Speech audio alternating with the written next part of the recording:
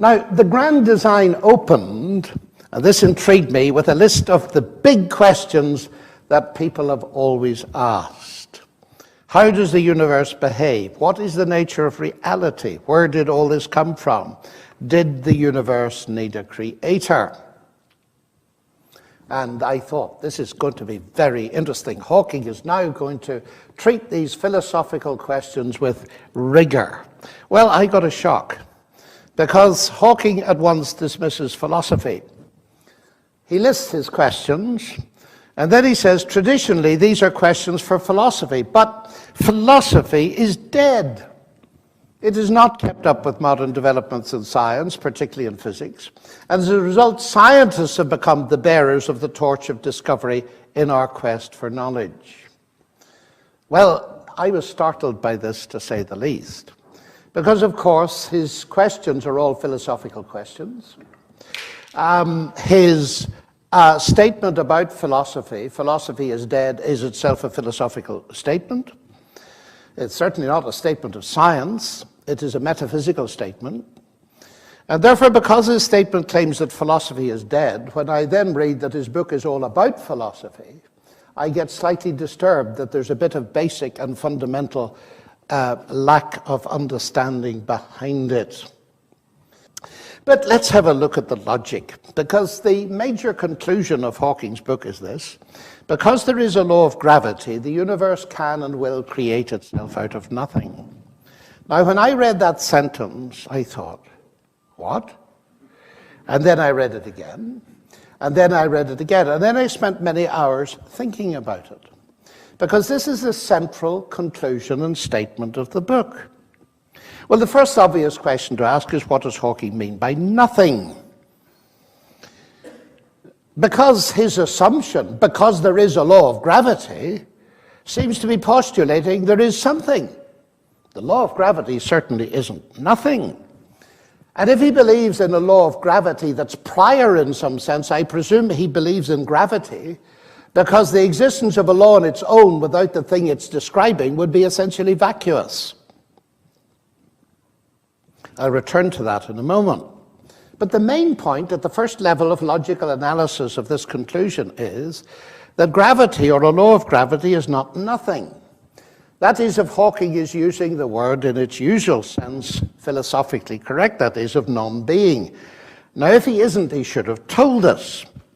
So it appears, at first sight at least, that Hawking is simultaneously asserting that the universe is both created from nothing and from something, which is not a very promising start. Now, of course, I'm well aware that often when physicists speak about nothing, they don't mean nothing at all. They mean a quantum vacuum, which is manifestly not nothing, and Hawking alludes to it later in the book. I'm tempted to say, ladies and gentlemen, that all of this is a little bit too much ado about nothing. Now, the situation doesn't improve when we move to the logic of the second part of his statement. The universe can and will create itself. Now, if we say X creates Y, the meaning of those words are that we presuppose the existence of X to explain the existence of Y. That's a simple matter of the meaning of the words. So if I say X now creates X, it means I'm presupposing the existence of X to explain the existence of X, which is, of course, logically incoherent, even if we set X equal to the universe, which is precisely what Hawking does at this point. And to presuppose the existence of the universe to account for its own existence, to my mind, is something out of Alice in Wonderland, not out of science. Now, it's very seldom in my experience to find two distinct levels of contradiction in a single sentence, but Hawking seems to have invented a sentence with three separate levels of contradiction. He says that the universe comes from a nothing that turns out to be something, self-contradiction number one. Then he says the universe creates itself, self-contradiction number two. But that's not all. His notion that a law of gravity explains the existence of the universe is also self-contradictory, since a law of nature by definition surely depends for its own existence on the prior existence of the nature that it purports to describe. So the main conclusion of this much vaunted book appears to be a triple self-contradiction. Philosophers, my philosophical friends, have been tempted to say, that is what comes of saying that philosophy is dead. And I want to say that it simply shows that nonsense remains nonsense even when it's talked about by world-famous scientists. And what serves to obscure the illogicality of such statements is the fact that they are made by famous scientists, and the general public, not surprisingly, assumes that they are statements of science. But I was glad that I learned early on in life that not every statement by a scientist is a statement of science. And any statement, whether made by a scientist or not, should be open to logical analysis. Immense prestige and authority does not compensate for faulty logic. Now, what I find extremely worrying about all of this is that this illogical notion is not some peripheral point in the grand design. It appears to be the key argument. And if the key argument is invalid, in one sense, there's very little left to say. However, since gravity, the law of gravity, plays such a signal role in Hawking's argument, I want to pursue this a little more because I'm rather concerned of the impression the book gives as to the nature of physical law. And we shall see that as it comes. But let me go back, because I promised I would, to deal with this category mistake that's very common with Richard Dawkins, with whom I've debated the matter, and now Hawking. And that is to offer people a choice between God and, in Hawking's case, the laws of physics. Talking about M theory, his chosen candidate for a final unifying theory of physics, he said, "It predicts that a great many universes were created out of nothing. Their creation does not require the intervention of some supernatural being or God. Rather, they arise naturally from physical law." That's an extremely interesting statement to me. And it's quite clear what the shift is here. Hawking is dismissing that notion and replacing it by the idea that creative power is possessed by physical law. But physical law is not an agent. Hawking is confusing, in a classical category mistake, two completely different kinds of entity, physical law and personal agency. So the choice that he sets before us is between false alternatives. To put it another way, he's confused two levels of explanation. God is an explanation of the universe, but not the same kind of explanation as you will get from physics. Now, it's very easy to see this. Suppose I replace the universe by a jet engine, and then we're asked to explain it. And suppose I say to you, I want to give you two choices to explain this jet engine. Choice number one is physical law, the laws of physics, and a bit of engineering, if you like. And choice number two is Sir Frank Whittle. Choose. Well, that's foolish. Because in order to give a complete description of the jet engine, in terms of both its function and its origin, you need both.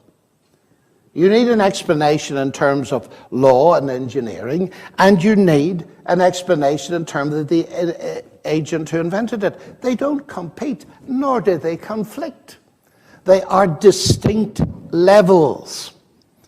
And therefore, it is very strange to find Dawkins and Hawking making what a philosophy 101 student could see to be a classical category mistake, which incidentally was not made by Sir Isaac Newton when he discovered the law of gravitation. He didn't say, now I understand I've got a law of gravitation, therefore I don't need God. Not at all. He did the exact opposite. He wrote one of the most brilliant books in the history of science, the Principia Mathematica, expressing the hope that it would, I quote, persuade the thinking man to. In other words, we're back to what I said earlier. The more that Newton understood, the more he admired the genius of God who was behind it. But it's even more interesting than that, at least I find it is. Because the laws of physics can explain how the jet engine works. They can't explain how it came to exist in the first place. It's self-evident it couldn't have been created by the laws of physics of their own. It needed Sir Frank Whittle. But even that's not enough. The laws of physics plus Frank Whittle could not actually produce a jet engine on their own. There also needed to be some material stuff around the place. Matter may be humble stuff, but it isn't produced by laws. Now, of course, the example can help clear up another confusion. Science, according to many scientists, concentrates essentially on material causation. It asks the how questions, how does the jet engine work? It also asks the why questions concerning function. Why is this microprocessor here and why is that pipe there? But it doesn't answer the why questions of purpose. So that if I'm giving a scientific account of a jet engine, I may not mention Sir Frank Whittle. But I'm giving only a partial account. I'm giving an explanation at the level of material causation, but I'm not giving a full explanation. It requires the agency as well. It would be utterly ridiculous to deduce from a complete physical explanation of a jet engine that Frank Whittle didn't exist. And yet it seems to me that that's what many scientists and others do with God. They define the range of questions which science is permitted to ask in such a way that God is excluded from the start, and then they say that God's unnecessary. But ladies and gentlemen, if I design a machine in the physics lab that can only see physical light, I can't then say that my machine doesn't detect X-rays, so therefore they don't exist. We need to examine the grid, the matrix of questions that appear, and to see if they grasp everything or not. They fail to see, I would submit to you, rather provocatively perhaps, that it's not their science, but their atheistic worldview that excludes God. Now, I have observed in life, perhaps you've noticed it, that scientists didn't put the universe there. But neither did their theories, nor the laws of mathematical physics.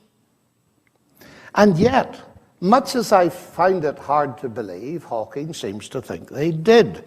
There's a program in this country, I believe, called Larry King Live. I don't watch it very often, but I did watch it when Hawking was on it. And when he was asked where gravity came from and so on, he said M theory. In other words, gravity has its origin in a theory. I thought for a moment, that's a very curious notion of what a theory is. Scientists expect to develop theories involving mathematical laws to describe natural phenomena, which enable them to make predictions, and they've done it with spectacular success. But on their own, theories and laws cannot create those phenomena. They are descriptions, usually mathematical, of what normally happens under certain given conditions. And what's more, this is totally obvious from the examples Hawking himself gives in his book. In order to make it accessible to ordinary people, he gives his first example of physical law. It is this: the sun rises in the east. That's a physical law. But this law doesn't create the sun, nor the planet Earth with east and west. It is descriptive and predictive, but it isn't creative. Newton's law of gravitation doesn't create gravity or the matter in which gravity acts. In fact, it doesn't even explain gravity, as Newton himself saw. But it's even worse, actually. Well, it depends on your perspective, of course. The laws of physics are not only incapable of creating anything, they can't even cause anything to happen. Newton's celebrated laws of motion never caused a pool ball to race across a pool table in the history of the universe. That can only be done by people using a pool cue and the actions of their own muscles. The laws enable us to analyze the motion and to map the trajectory of the ball for the first few bounces anyway, until all sorts of chaotic effects set in, provided nothing external interferes. But the laws are incapable of moving the ball, let alone creating it and the table in the first place. So what can Hawking possibly mean by suggesting that law creates the universe? Now, Paul Davies, with whom I've debated some of these things, a brilliant writer and at ASU in Phoenix, he says there's no need to invoke anything supernatural in the origins of the universe or of life. I've never liked the idea of divine tinkering. For me, it is much more inspiring to believe that a set of mathematical laws can be so clever as to bring all these things into existence. Well, in the world in which most of us live, the simple law of arithmetic, 1 + 1 = 2, never brought anything into being. It certainly has never put any money into my bank account. I wonder, has it done to yours? If I put $1,000 into the bank today and 1,000 tomorrow, the law of arithmetic will tell me I have $2,000. But if I never put any money into the bank myself and leave it to the laws of arithmetic to do it, I shall remain permanently bankrupt. To think that the laws can produce it is like thinking you can create real money by simply doing sums. For every says if you have A, then you will get B. But first catch your A. The laws will not do it for you. So I would submit to you that the world of strict naturalism, in which clever mathematical laws all by themselves bring the universe and life into existence, is pure science fiction. So Hawking has signally failed to answer his main question: why is there something rather than nothing? Alan Sandage, widely regarded as the father of modern astronomy, discoverer of quasars, winner of the Crawford Prize and astronomy's equivalent of the Nobel Prize, is in no doubt about his answer to the question. I find it quite improbable, he wrote, that such order came out of chaos. There has to be some organizing principle. God to me is a mystery, but is the explanation for the miracle of existence, why there is something rather than nothing. Let me say some words about the grand design. Like every other physicist, Hawking is confronted with powerful evidence of his design, as he explains in great detail in his book. Our universe and its laws appear to have a design that is both tailor-made to support us, and if we are to exist, leaves little room for alteration. That is not easily explained. So he says, the discovery relatively recently of the extreme fine-tuning of so many of the laws of nature could lead at least some of us back to the old idea that this grand design is the work of some grand designer. That is not the answer of modern science. Our universe seems to be one of many, each with different laws. Now, there are many interesting things about this. First is, Hawking clearly recognizes a grand design. He gave that title to his book. He devotes almost an entire chapter to giving extensive details of spectacular fine-tuning. That certainly fits in with the old idea. But the question to ask is not, is an idea old, but is it true? And the implication often is that by describing an idea as old, it isn't true. And of course, that's nonsense. Some of the best ideas have been around for millennia. Now, Hawking says that the existence of a grand designer is not the answer of modern science. But what can he mean by that? Modern science is a set of disciplines done by modern scientists. Has he forgotten of the existence of Bill Phillips, who won the Nobel Prize for Physics in North America and still is teaching? He believes in the grand designer. Has he forgotten about the existence of Francis Collins, the former director of the Human Genome Project? And I could go on and on. In my own University of Oxford, there are several very distinguished scientists who, in common with Newton, Kepler, Galileo, and all the rest of them, believe that the reason we can do science at all is because it reflects the operation of a mind.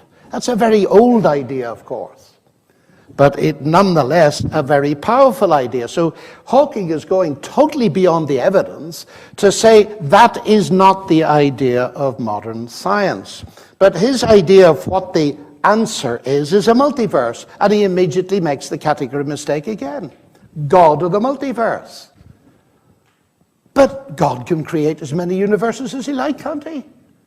How is a multiverse in itself an argument against the existence of a creator?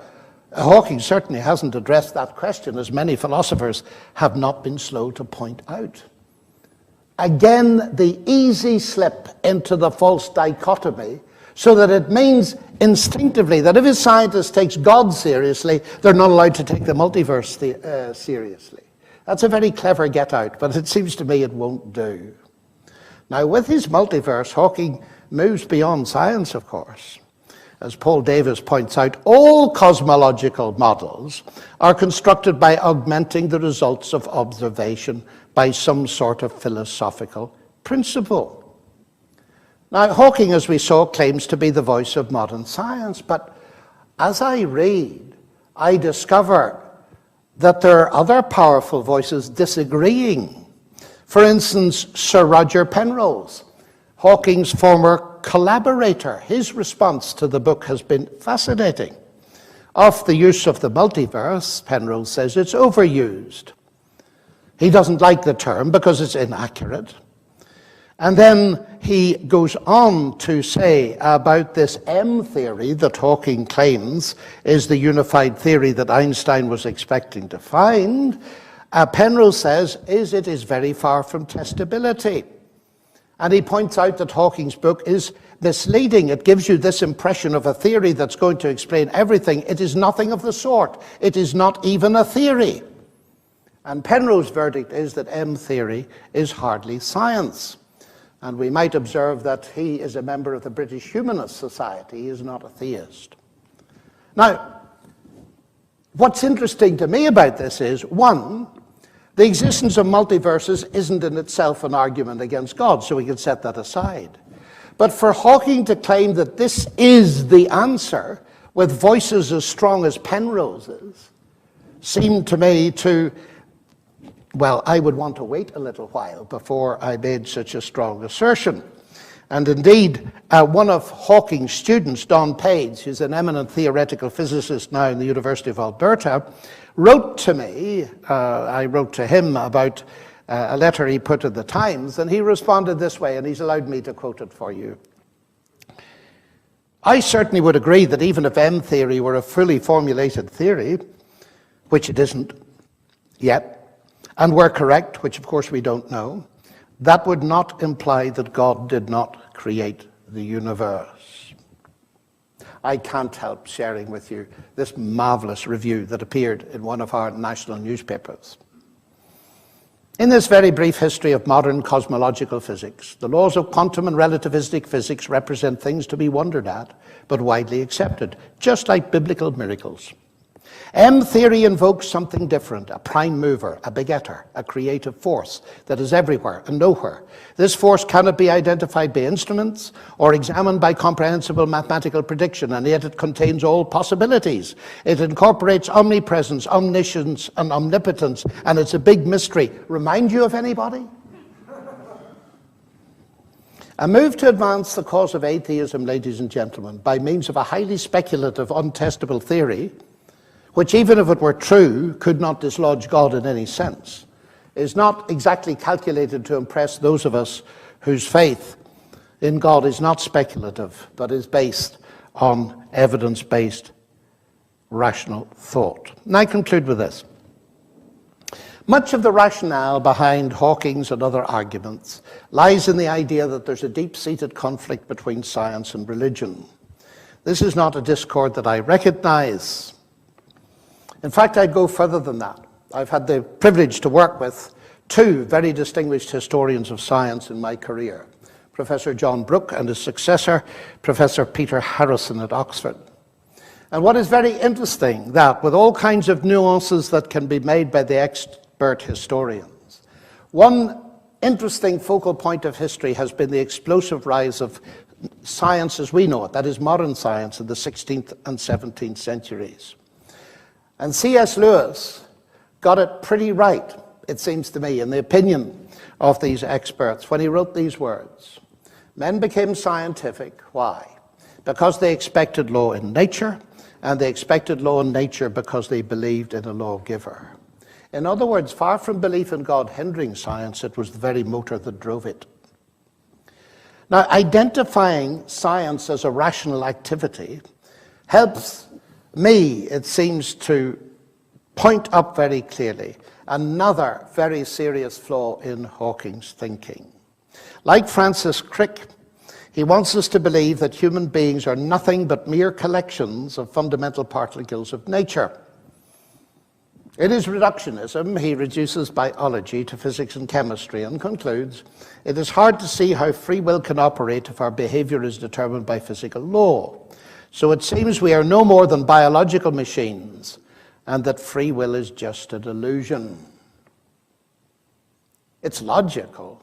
But rather than me comment on the philosophy of it, let's allow John Polkinghorne, who taught me quantum physics at Cambridge many years ago, to comment on it. In the opinion of many thinkers, Hawking'in writes, human freedom is closely connected with human rationality. If we were deterministic beings, what would validate the claims that our utterance constituted rational discourse? Would not the sounds issuing from mouths or the marks we made on paper simply be the actions of automata? And he concludes, all proponents of deterministic theories, whether social and economic, Marx, or sexual, Freud, or genetic, Dawkins and E.O. Wilson, need a covert disclaimer on their own behalf, accepting their own contribution from reductive dismissal. Hawking seems to qualify to be added to the list. And I conclude by saying this. It may surprise you. My chief objection to the kind of atheism that Stephen Hawking and Leonard Mlodinow put in their book, my chief objection to it does not arise from the fact that I am a Christian. It arises from the fact that I believe that it's possible to do science. And it seems to me that their reductive arguments undermine the credibility of the rationality in which all scientists believe as a fundamental postulate in order to do science. And if I'm faced with two explanations of the universe, one that says in the end my mind is my brain and my brain is the end product of a mindless, unguided process, as philosophers in increasing numbers are beginning to see, well, it's obvious anyway, why on earth would you trust an instrument of searching and knowledge that was constructed on the basis of a mindless, unguided process? In other words, this reductive atheism of the new atheistic type seems to me to undermine the very rationality that we do science with. In other words, their articulations are meaningless on the basis of their own theories. Makes much more sense to me, ladies and gentlemen, that the reason that we can do science, at least the reason that my little mind in here can understand a little bit of the big universe out there, is because ultimately both are traceable back to the same grand designer. Thank you very much.